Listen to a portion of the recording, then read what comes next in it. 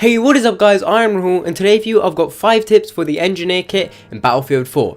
Now before we go on to them, I'd just like to say a great big thank you to all of you guys. You guys have given me so many subscribers lately. I mean, only a week ago I was on 500 or getting close to 500, and now I'm nearly on 700, so I just can't thank you guys enough. Also, I've been getting loads of views on this series, so I'm definitely going to be carrying on, and yeah, this series is going to be going quite well. Although tomorrow I will be posting my first tips for beginners, so this whole series with the tips, like the advanced tips if you will, that will carry on a little bit later. I'm going to be going for the more beginner tips, but then the advanced tips will come back.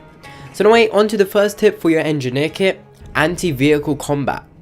Now the engineer is a real big master of anti-vehicle combat. It's not the only kit that can be against anti-vehicle, but it is the main one.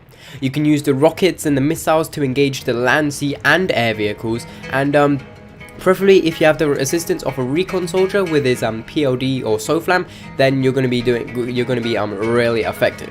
Now the engineer mines are also really great against enemy vehicles, so you can actually put down your M15 mines, or the other one I think it's called M26, and you can place them down, and what mines do is when a vehicle drives over them, it'll explode. Bear in mind though, they are quite easy to spot, and vehicles do normally drive away from them.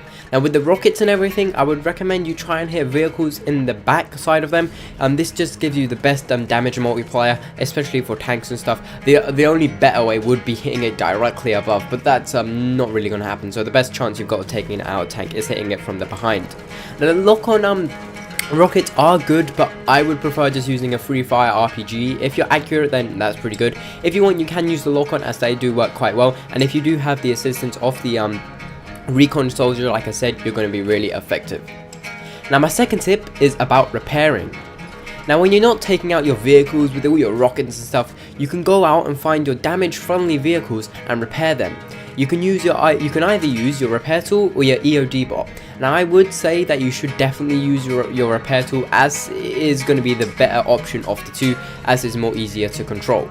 Now when you ever repair a friendly vehicle, you're going to gain 10 points, and then if you do it to a squad mate, you get 15 points for every little repair. So I don't know exactly how much, but when you repair, you get 15 points, 15 points, 15 points. So at the end, you will get a nice amount of points, and it's really good. Also a tip: if you are in like a little bird or something, and you are hit and you're the only guy in there, and you do have your repair tool, instead of jumping out and repairing it, switch seats and repair it, and you actually gain XP for repairing it rather than if you're out and no one's in it. So that's a nice tip.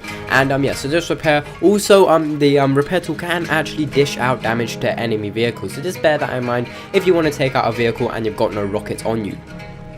Now my third tip is about the close quarter battles. Now with the engineer kit, their primary weapons, the one they come equipped with, are the PDWs, unlike in Battlefield 3 where you did get the carbines.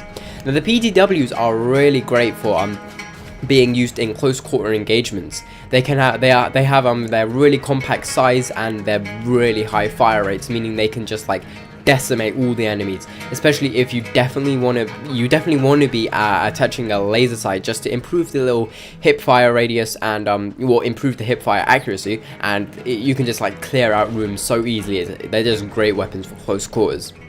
Now bear in mind, you do have the carbines, which are kind of for the engineer kit. However, they can be used on any kit that unlock through the engineer kit, and they're a bit more suited for the long range. So if you do want to be that long range guy, then switch out to your carbines. Now my fourth tip is about the bomb defusal.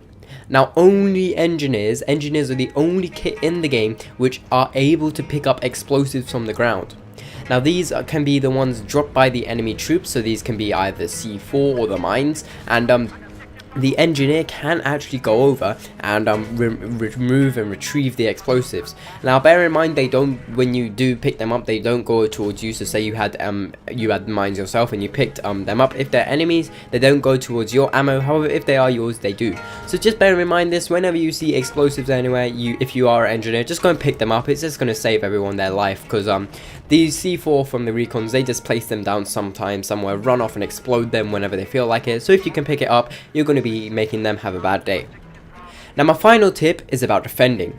Now engineers are really great defenders thanks to their versatile arsenal of weapons, and you can just use the explosive weapons, fast firing PDWs, and all the other things just to lock down and keep safety objectives. So just be a really good defense with engineer, and definitely remember using your rockets and stuff, great against anti-vehicle combat. Now, anyway guys, this has been the end of the 5 tips. Hopefully you've enjoyed them. The next one will be support. However, like I said, tomorrow will be the multiplayer beginner tips. Support 5 tips will be coming out later this week, but I don't know when, maybe Friday or maybe a day before that. But yeah, it'll be coming out soon. Anyway guys, I've been Rahul. Hopefully you've enjoyed this video, and I'll see you on the battlefield.